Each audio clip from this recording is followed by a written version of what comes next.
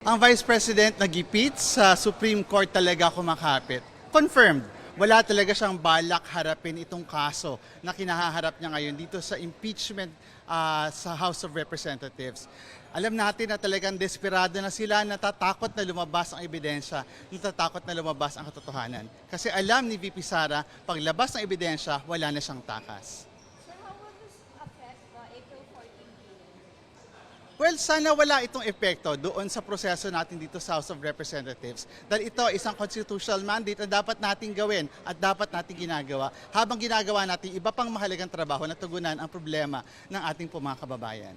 How come Sara Tam, and how confident are you that the SC would jump this case? Well, sa totoo lang, yung ni-raise si Sara Duterte doon sa kanyang petition sa Supreme Court ay covered na nung mga ginagawa natin dito sa House of Representatives in terms of complying with the Constitution, the House Rules on Impeachment, and even the ruling of the Supreme Court. So walang dahilan para maantala itong sinasabi nating matagal ng long overdue na paglilitis sa kanya. Dahil may utang na katotohanan ang VP sa taong bayan at ito yung panahon para siya ay humarap dito.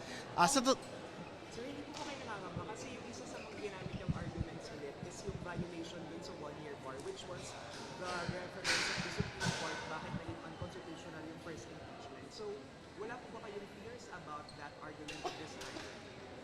Well, sa ngayon, very confident tayo. Naging maingat ang proseso dito sa Committee on Justice and we are confident with how we are proceeding sa pagsunod doon sa letters of the law, particularly yung processes within the COJ. Sa totoo lang, yung pagsunod nga natin na ito, sabi ng iba parang nagpapabagal sa proseso, pero naniniwala tayo sa rule of law and due process.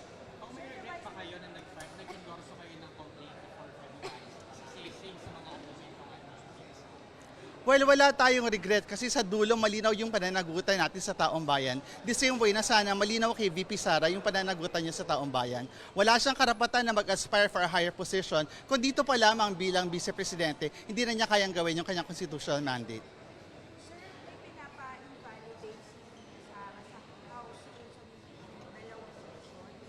Do you think that's an admission na grounded on existing laws and House rules yung proceeding na nangyayari? Well, this petition reeks of desperation. At alam natin kapag desperado, talagang gagawin ang lahat para ma-derail yung process. And we hope that the Supreme Court will see that we are fully compliant with not just the Constitution but even with their own ruling.